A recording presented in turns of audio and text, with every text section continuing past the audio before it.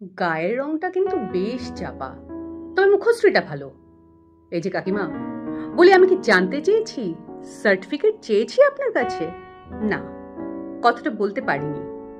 উত্তরটা দিতে পারিনি সেদিন যেদিন পাত্রপক্ষ আমায় দেখতে এসেছিল, কিংবা আমার বয়ফ্রেন্ডের মায়ের সাথে আমার প্রথম আলাপ হয়েছিল। সময় মতো উত্তরটা দিতে পারিনি আত্মীয় বা অনাত্মীয় অনেক মানুষকেই। দিনের পর দিন এমন স্বতঃস্ফূর্ত সব প্রশংসা শুনতে শুনতে আমার সেলফ এস্টিম বা সেলফ কনফিডেন্স ঠিক কতটা তলানিতে এসে ঠেকেছিল, সচেতনভাবে সেটা বুঝতেও পারিনি কোনোদিনও। স্টেজ পারফরমেন্সে আমাকে পেছনে দাঁড় করানোর আসল কারণটা যদিও মনে মনে জানতাম, কিন্তু তাও প্রাণপণে নিজেকে বুঝিয়েছি যে না না, ওর গায়ের রংটাই শুধু ফর্সা নয়, আসলেই ও অনেক ভালো পারে। আর শুধুই কি হীনমন্যতা? না, এই হীনমন্যতায় স্তরে স্তরে জমা হয়ে একদিন ঈর্ষারও জন্ম দিয়েছিল। আজ আর তা স্বীকার করতে বাধা নেই। কি অপরিসীম যন্ত্রণা!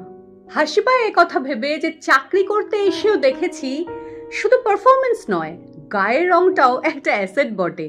তবে না, এই হাসতে পারার ক্ষমতাটাও খুব অল্প দিনে তৈরি হয়নি। একটা সময় ছিল যখন এই কালো মেয়েটা একটা ভুলভাল মানুষকে জীবনটা সঁপে দিতে তৈরি ছিল, কারণ সে ফর্সা মানুষটি তাকে ভালোবাসার প্রলোভন দেখিয়েছিল। নিজেকে কৃতার্থ বলে মনে হতো, কিন্তু সবকিছু বদলাতে শুরু করলো যেদিন দেখলাম আমার ভাইয়ের মতো একদল ফটোগ্রাফার কালো মেয়েদের খোঁজে ছুটছে, তাদের চেহারায় মুখে শিল্প আছে বলে। যেদিন শুনলাম আমার মা ওভার ফোন পাত্রপক্ষকে বলছে, হ্যাঁ আমার মেয়ে কালো, লুকায়নি তো, লুকানোর মতো কিছু ছিলও না, দেখুন আমার মেয়ে না আপনার ছেলের চেয়ে অনেক বেশি সুন্দর, স্মার্ট, যোগ্য, সুতরাং আপনার থেকে আমি কোনো সার্টিফিকেট নেব না। চমকে গিয়েছিলাম, এই ভদ্রমহিলা এমন অদ্ভুত কনফিডেন্স, এমন সাহস পেল কোথা থেকে?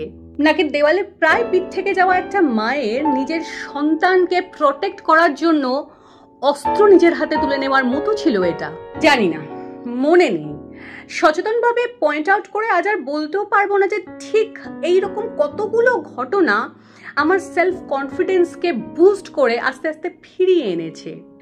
কৃতজ্ঞতা জানাই সেই সকল মানুষগুলোকে যারা প্রত্যক্ষ এবং পরোক্ষভাবে আমাকে ওই অন্ধকারটা থেকে বের করে আনতে সাহায্য করেছে। তাদের জন্যই আজকে ম্যাট্রিমনি সাইটে ফর্সা পাত্রীর চাহিদা দেখে অথবা বিউটি ইন্ডাস্ট্রিতে ফেয়ারনেস ট্রিটমেন্টের রমরমা দেখে মুখ টিপে ফাজলামির হাসি হাসতে পারি।